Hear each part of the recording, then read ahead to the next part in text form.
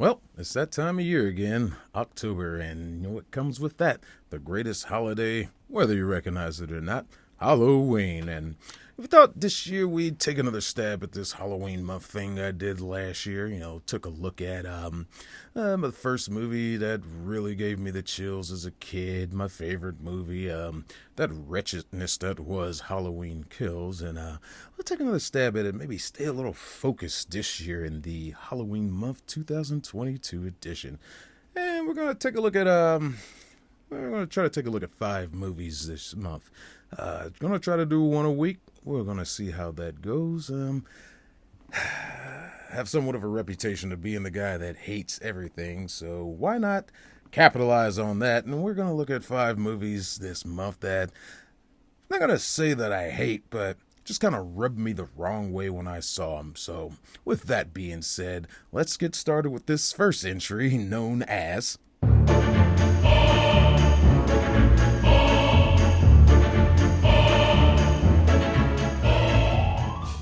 Now, this entry of the Child's Play series decided to go with, well, naturally, it was the first one that kind of pissed me off, as being the first Child's Play movie was the first movie I remember as a kid actually scaring the shit out of me.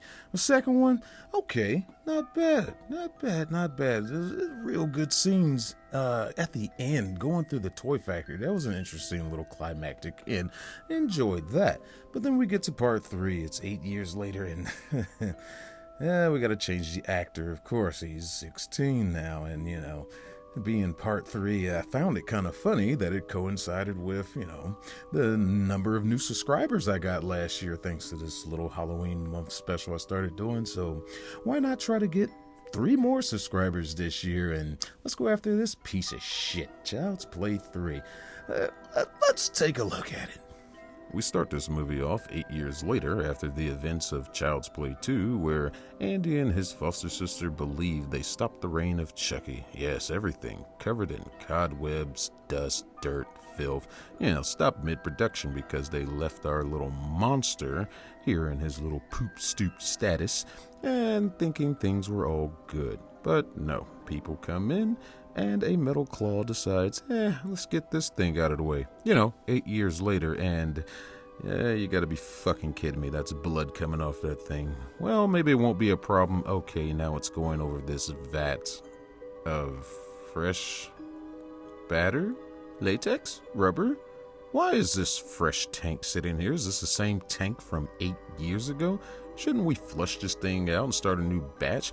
I know the whole goal is to bring back the good guy doll. They're reopening the plant, but how about a fresh batch? Either way, there's no way they're going to use this, right? Oh, look, it's swirling. So I guess being cute, they incorporate this swirl into the transition to go into our credits. But also during our credits, we see this same batter. It has to be, because it has the blood on it, being formed, being molded into another doll, and you're just left to wonder, what are the limits of this damn Chucky? Does his soul just live in his blood? I guess so, because once they're done, he lets out an audible scream.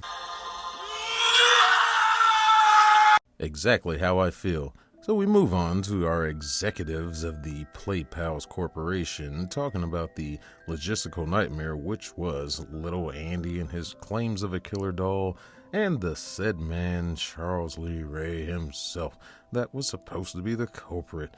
Our big-time executive is listening intently as to they did sell this toy. Compared to their other toys, they outsold them 2-1, so they got the factory back up and running, and they can be on shelves next week. But there's one smart person in the room who doesn't agree. That I must go on record with my position. I'm completely against this. Give that man a raise, but too happy with moving forward, our big boss man is awarded with the first doll of the new assembly line being back up and running. Yeah, that cobweb-ridden assembly line. We cut to what seems like his penthouse, and his assistant leaves the doll on the couch for him and takes his leave. So I guess for a nice little tension moment, of course, we show this zoom out shot of him. He's back at the bar chilling, and the boxes on the couch. We're getting closer, and what are we going to suspect? Of course, Chucky somehow quietly got out of this fucking box. Sure he did. I know the man's old, but I guess the hearing's going too. He takes a stroll over to the couch and sits down to enjoy his adult beverage and is intently watching the news and the stock ticker. And as he's focused, a golf club makes its way behind him. Our first little creepy moments of Chucky. But for whatever goddamn reason, he turns around and just figures, oh yeah, I left that golf club right there. Let me knock a couple balls around. While distracted, Chucky goes ahead and grabs a nice little jar of marbles. Let's put these to work. Oh yeah, let me turn this TV off for you right quick too. Taking notice, old man looks for the remote and is like, that couldn't happen.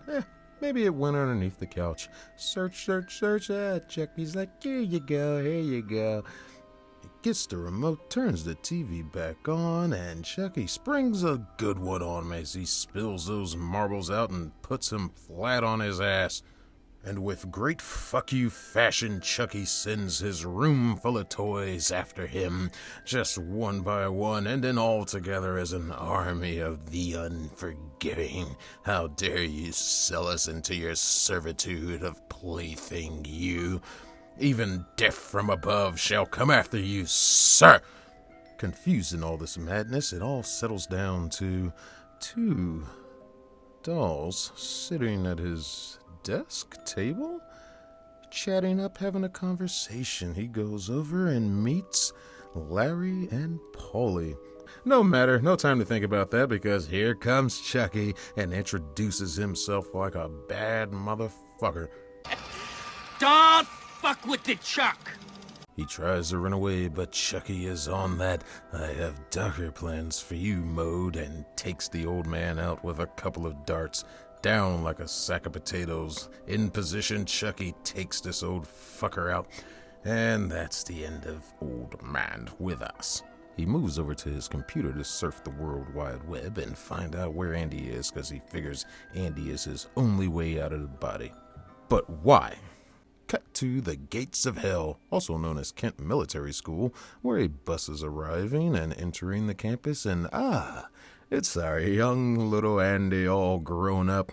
Well, he's 16 now, but close enough. It's been 8 years.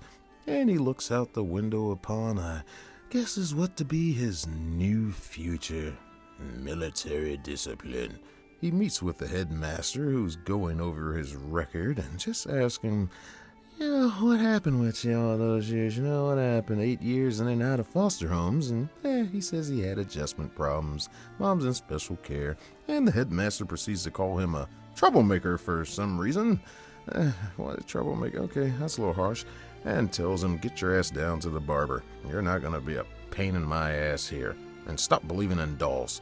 Now we meet one of the most probably sinister and campiest characters in this movie, probably our great military barber, who seems to take his job just a little too seriously. And he sits and waits, just probably pondering the future that is ahead of him. And our little man here, known as Tyler, comes to sit down and say, it's not so bad. And our barber's not going to let him get any kind of comfort. You're next, Buttercup. He proceeds to explain to him why the military haircut is so low is because the enemy won't be able to have the hair to grab onto to slit your neck from ear to ear, developed by the Romans. For some reason, this little shit is still sitting here playing his video game. Hey, you got your haircut, get the fuck out of it. Why are you still here? But instead of leaving, he's distracted by a commercial on TV.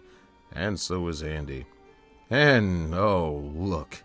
It's our good old good guy doll commercial coming back to haunt the dreams and eyes and the mind of our poor Andy. But not little Tyler dipshit over here. He's just struck in awe because, well, he's a kid, of course he is, and lets out his expressive wow indeed, Tyler. Wow indeed. Comedy gold for me, but yet a sheriff-filled, hell-ridden nightmare for our dear Andy. After his haircut, which looks like I could still grab you by the hair and pull your head back and, take that blade from, point A to point B, Andy proceeds to his room and takes a look around, sees no one there, and just starts to settle in. But wait, there's a noise. There's a knock from the closet. Something is lurking. He slowly approaches, not knowing what to expect, and a nerd. Yeah, wasn't expecting that. A surprise, to be sure, but a welcome one. And it's his roommate. Meet Harold. Our loser of the movie, essentially. But who's really the loser here? Everybody's a loser in this damn movie. You're all getting taken out by a damn doll. Harold proceeds to tell him as to why he's in the closet. He's being bullied by someone he shall meet later. And we transition into that meeting as there is a morning formation of all the cadets. And we meet that reason being Lieutenant Corporal Lance Dipshit, whatever, Shelton. Shelton walks along the formation to inspect his cadets, taking great note in their shoes, their presents, their uniforms, and Andy. Wanting to test his muster, he gets in his face and puts him through the ringer and gives him a lesson on speech and how to address him and how to do it with a firm voice. Harold looks in shame, but Harold grabs his attention also, and Shelton proceeds to put his tending, bullying ways upon him once again for no good goddamn reason. But a voice of reason speaks up. Good old De Silva, our female heroine of the movie. She calls him an asshole, and Andy seems to take notice. Of course, who remembers the last time he's seen a girl he might have a chance with, and whatever. But Sheldon puts her through the ringer also and makes her do some push-ups. Feeling confident in his cocky and arroganceness, he tells the soldiers that he will expect discipline and respect. But further showing him little respect, she hops up and gives the winky eye to our little Andy, and he gets the giggle face. Well, close enough. Checking back in on Mr. Likes to overstay his welcome, we go back to Tyler, who's headed to the mailroom to see if he's got any mail from his dear dad who's off serving the military. Nothing has arrived, but our postmaster figures he'd give him a special mission to deliver a package that has arrived for Andy.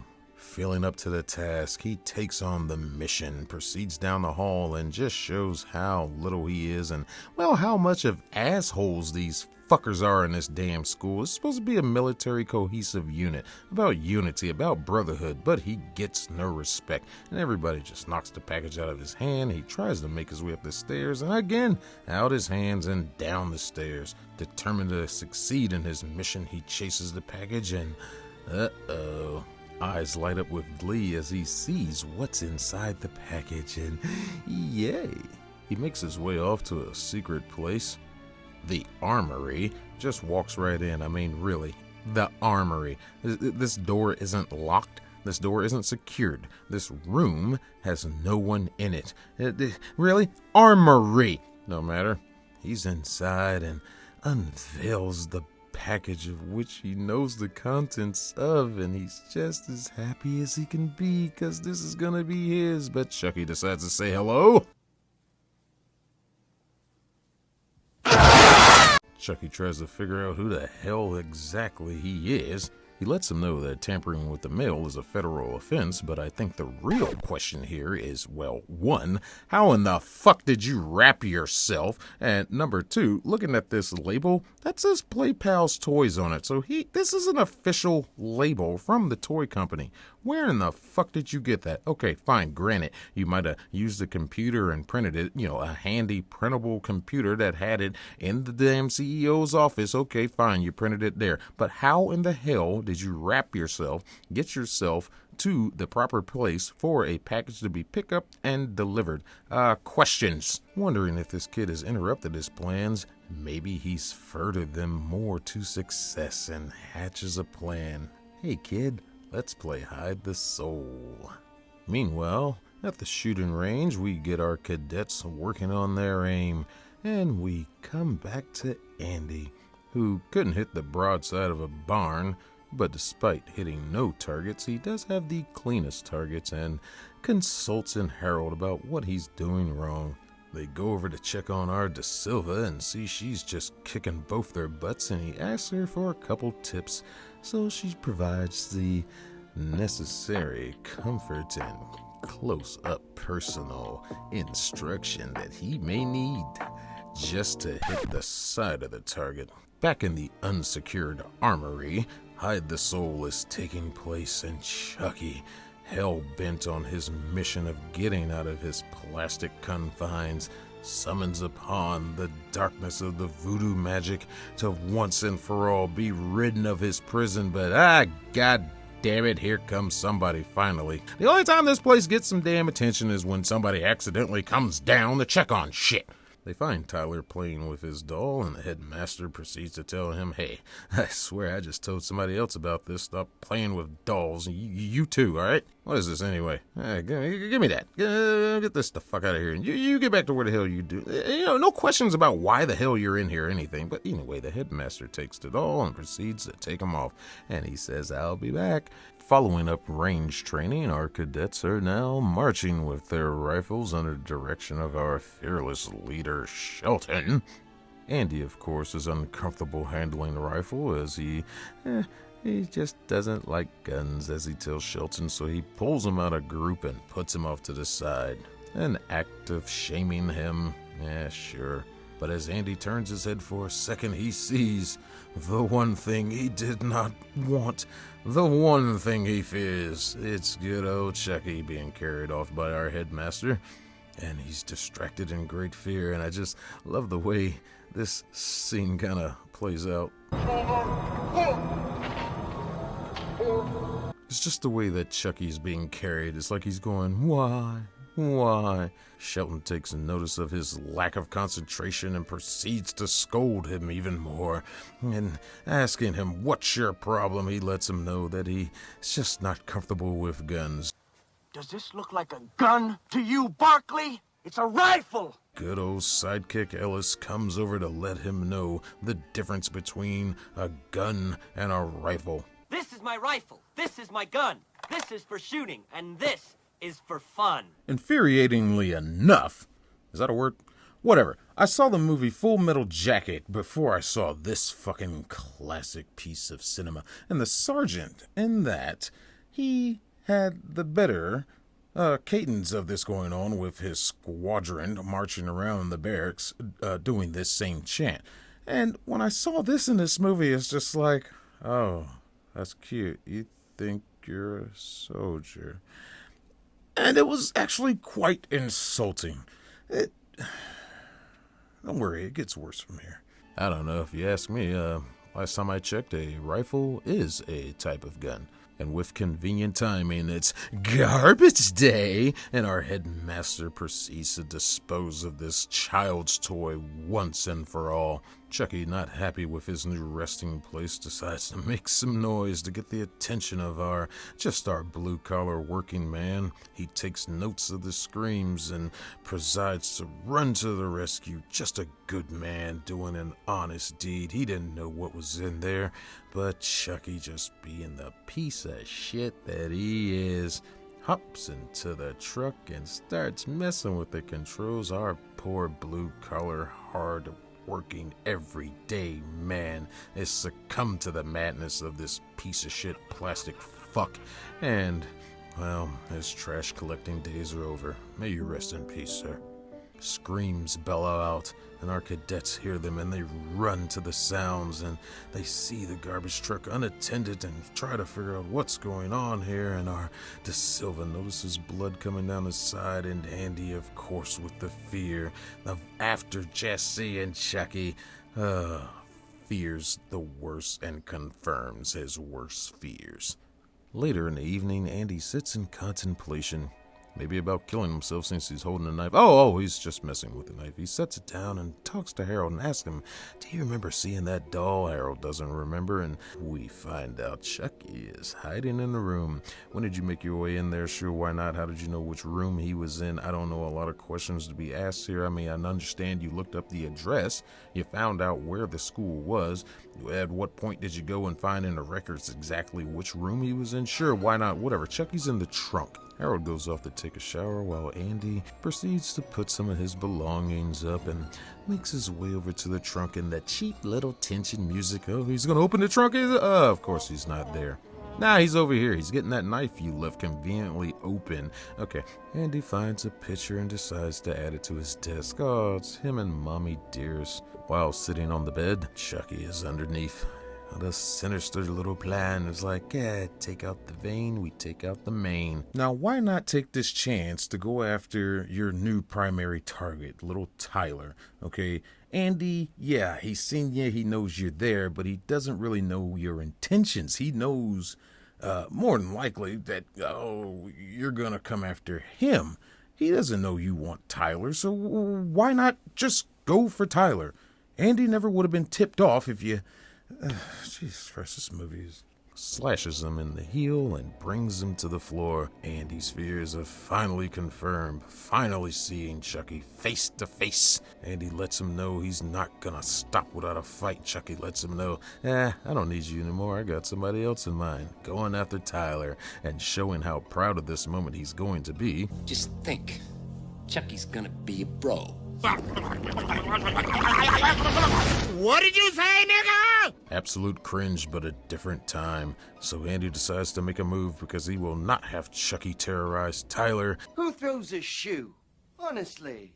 And conveniently walks in Sheldon. Sheldon berates him for playing with a doll and, well, seems to have more concerned about the smudges left on his shoes from their little playtime, and politely recruits Andy as his new little servant. Oh, and by the way, I'm gonna take this doll and give it to my little sister. Bye-bye. But this cannot stand. Under the cover of darkness, Andy proceeds to make his way to Shelton's room, knife in hand, and just walks right into the room. Does anybody lock their doors around this place? Armory, private quarters, whatever. Looking around Shelton's room, he notices a knife is gone off his wall and senses, well, this can only mean bad things. And of course it does. Chucky pops up to say hello.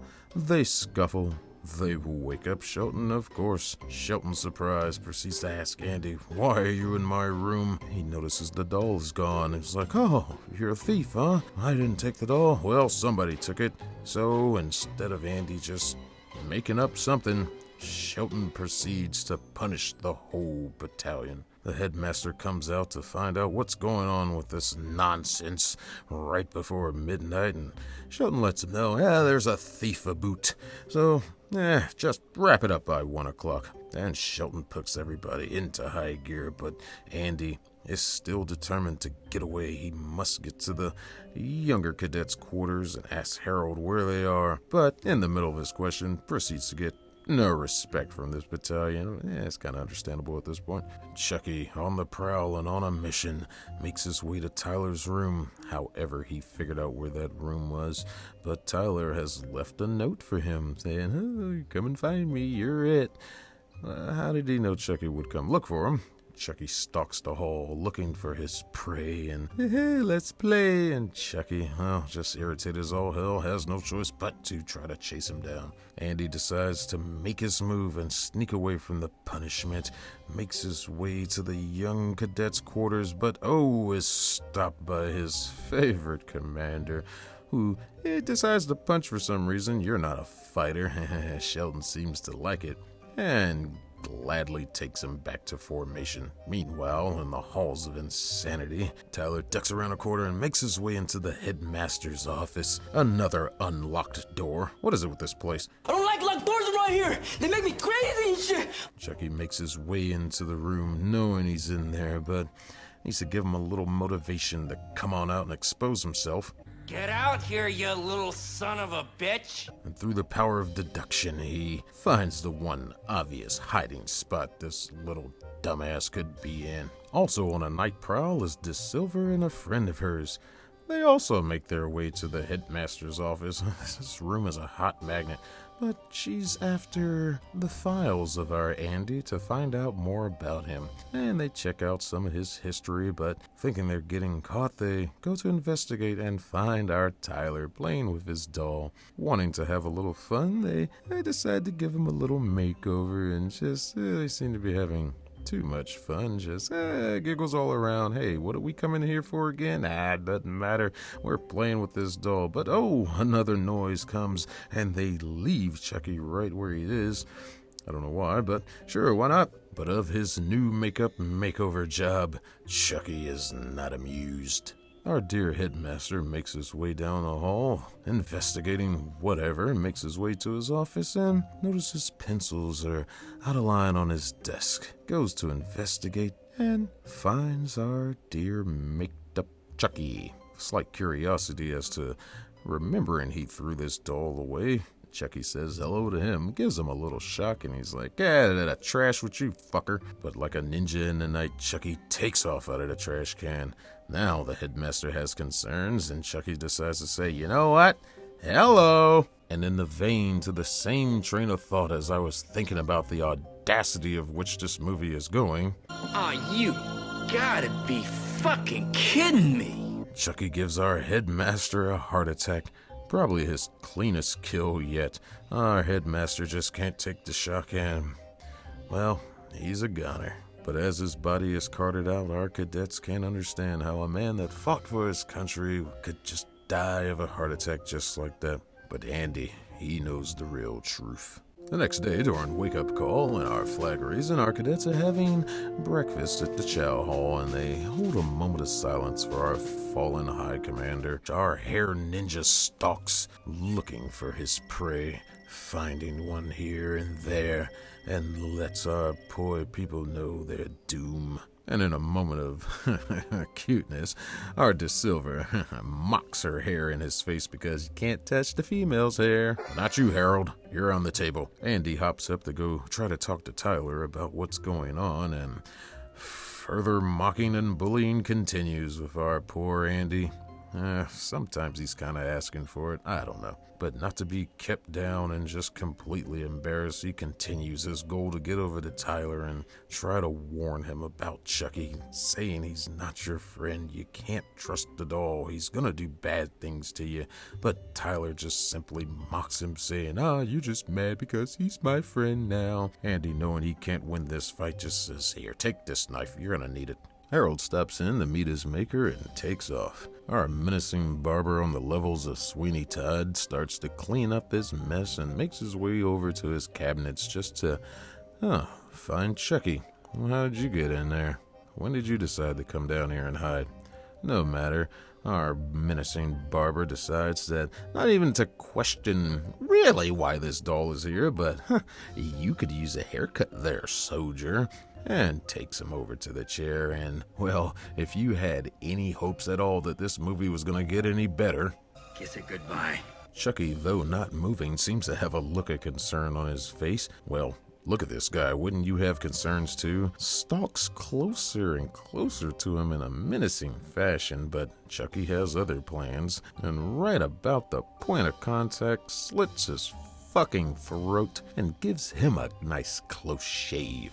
He bleeds out, falls into the chair. Chucky's satisfied with his work. Doesn't exactly expect Harold to come back because he forgot something, but Chucky goes ahead and reveals himself to him too, and sends him off running like a fucking bitch. Outside, our cadets are preparing for the 50th annual Bloods vs. Crips festival. I mean, the annual war games, a 50-year tradition here at Kenton Military School. Harold stumbles in confusion and, just overtaken by what he saw, makes his way to the formation, and Andy takes notice. He knows something's wrong. Our second in command to the headmaster, I guess, proceeds to show our cadets the weapons that they will be using. Fully functional rifles with paint-tipped cartridges. Chucky looks on from the armory because, well, he made his way down there somehow from the barbershop, but were those buildings even connected? Whatever. Looks on at his target and hatches a plan. decides to switch the paint cartridges with live ammunition for the red team only. Now this is gonna cook up and be some diabolical shit. Our cadets march off to their battle stations and separate at a fork in the road, and Andy takes a second to try to get answers out of Harold, but he just won't talk. He looks at Tyler with great concern, wondering what he can do. At the Crips campsite, our cadets are huddled around a campfire, and the only thing missing from here are some frickin' s'mores and marshmallows and shit. Shouldn't you guys be on alert? But Andy decides to, I don't want to be a part of this anymore, and decides to fuck off. De Silva takes notice and fucks right off with him. They meet up in the woods and really talk about nothing, but she wants to show him something. A carnival. I'm pretty sure this location won't come into play later. No, not at all. Chucky spies the two having a somewhat subtle and intimate conversation, and it gets even more intimate. Wow, it seems like that kiss kind of came out of nowhere, but sure, why not? But Chucky looks on as his little Andy seems to have found love. Aww. Back at base camp in their tent, Andy has stolen a map from Shelton, revealing the Blood's position, and he's hell-bent on his mission to save Tyler. He asks Harold to come with him to save the child, but Harold is too far in his feelings. He can't go on. He doesn't know what to do. So Andy takes off on his own. Andy overlooks the positioning of where things should be, hoping everything will go according to plan, but no. Shelton has decided it's time to move base camp. We gotta get these Crip boys out of here and move on to safer ground because our map has been stolen. But Harold pops his face out of the tent. Ellis takes notice and, finds it a little suspicious, goes to see what's that all about, and notices that Andy is gone. He calls Shelton over, and Shelton's like, a traitor amongst the ranks. Andy makes his way to the Blood base camp, and somehow finding Tyler's tent on the first damn one he checked, notices he is gone, but finds another victim of prey to set his sights on. Interrogates the kid, but he knows nothing. As the Crips move out, De Silva questions Harold about where Andy has gone, and he just gives nothing. Meanwhile, Chucky and Tyler are making their way through the woods, and Chucky instructs them off to a little place so they can get back to their little game, but Andy is hot on their trail. Tyler informs Chucky that he doesn't want to play the game anymore, says, "Charles, let's stop this," and Chucky responds appropriately. Stop calling me that! Wait a tick. Didn't you introduce yourself like that? My real name is Charles Lee Ray. So why are you mad that this kid is calling you by your birth name? Tyler, seeming to be somewhat hip, finally, on Chucky's shit. The whole concept of a walking and talking doll didn't give it away at first, but now it's this interaction that makes you question. Decides to take defensive actions with the knife that Andy gave him earlier. Steps up and takes some action to finally defend himself against this murderous little puppet, and goes to try to make a getaway. Andy reacts to hearing Tyler's cries, but is only met by the Crips, who catch him and accuse him of being a double-crossing traitor for the Bloods. They proceed to call out to their lookouts that they sent separately. We have De Silva, who is off on her own, just looking around, but Chucky grabs and gets the best of her. But from out of nowhere comes Tyler looking for Andy, and Shelton grabs him and says, we got a prisoner, and tries to radio out to De Silva, only to get a response from Chucky. Chucky demands that Andy and Tyler show up at a certain meeting place, and Shelton thinks it's just the Bloods playing a trick on them, setting them up for a trap. But Tyler and Andy know exactly who's on the other end of that radio. Chucky demands they meet him at the old Jeep, and De Silva, just amazed by what she's looking at right now and terrified, watches as Chucky sets his trap with a grenade.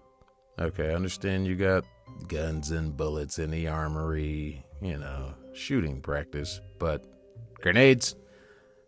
Where was the grenade range? Shelton decides to play on with this nonsense and go and meet up with this mystery voice that he believes are the Bloods on the other end of the radio at the old Jeep. They send Andy and Tyler ahead to meet the demands, where our two heroes Meet Chucky and Da Silva. Chucky, showing he's not a complete asshole, actually agrees to a trade.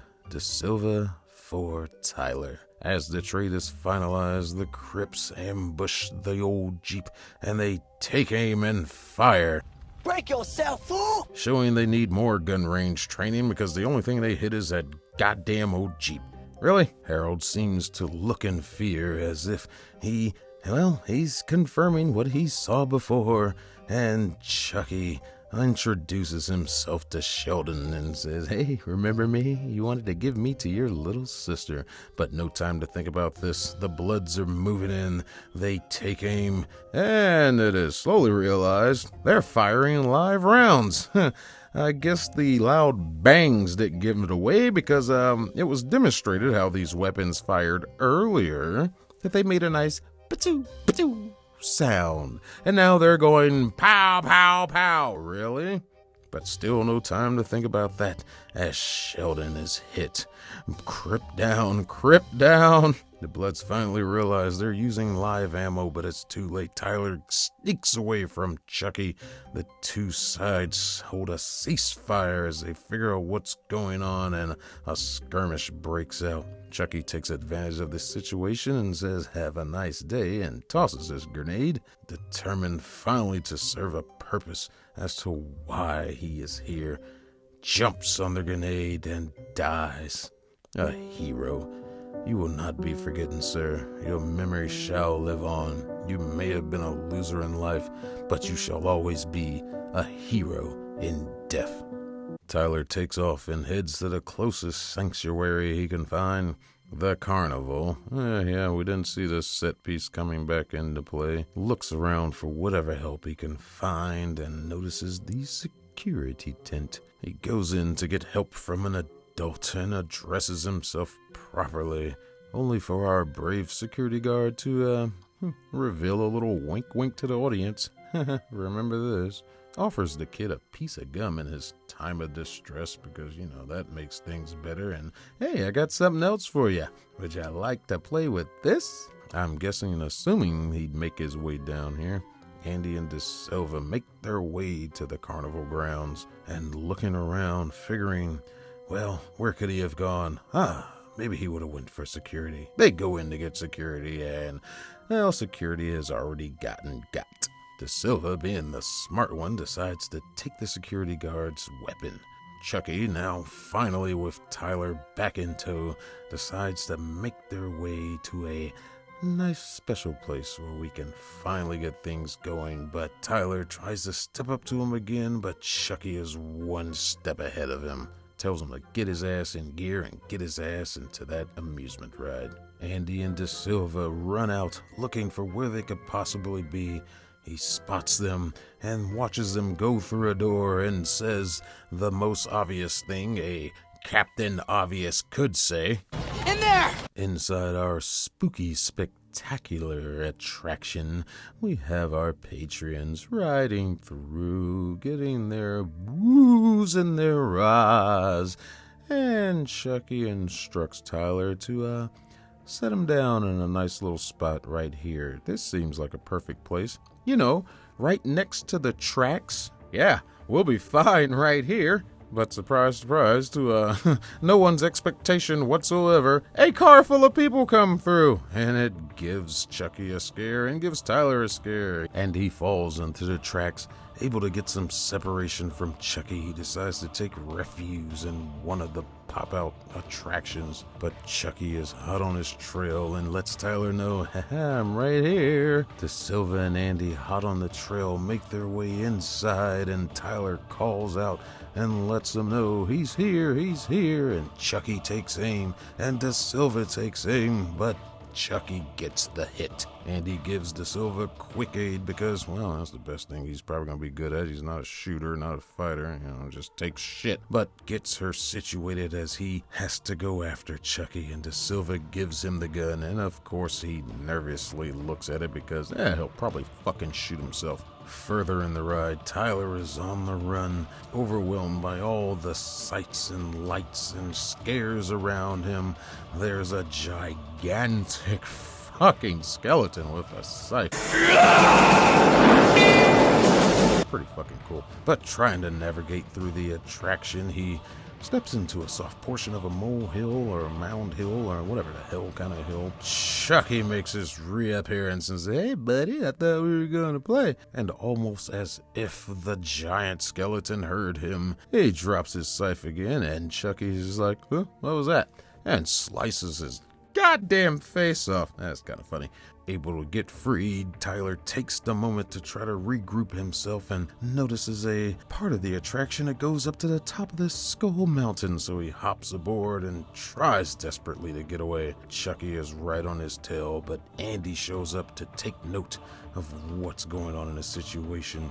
He screams out to Tyler to warn him about Chucky's impending presence, but distracts Tyler only long enough to be taken out by the very thing that kinda tried to save him. Taking note of a gigantic fucking fan, Andy knows he has to get to the top of that mountain before it's too late, because now Chucky has Tyler in perfect position to perform the ceremony. Andy tries desperately to make his way up the mountain. Couple hiccups along the way, he falls, he trips, of course, he stumbles, shows his bumbliness, but he better hurry up because Chucky's almost through the process, and he figures the best way to stop this is to stop where he is and take aim to finally heed those notes that De Silva gave him at the range and be the hero he should be. And oh my god, some bitch actually hit a small target. Surprise, surprise. Chucky's down for the count. Andy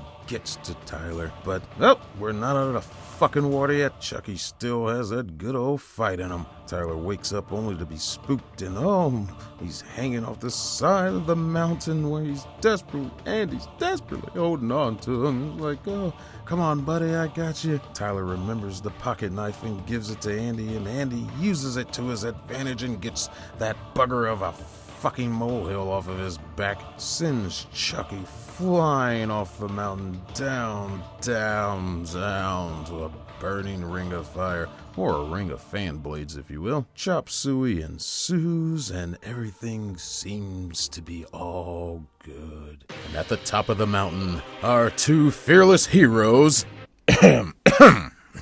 Sorry.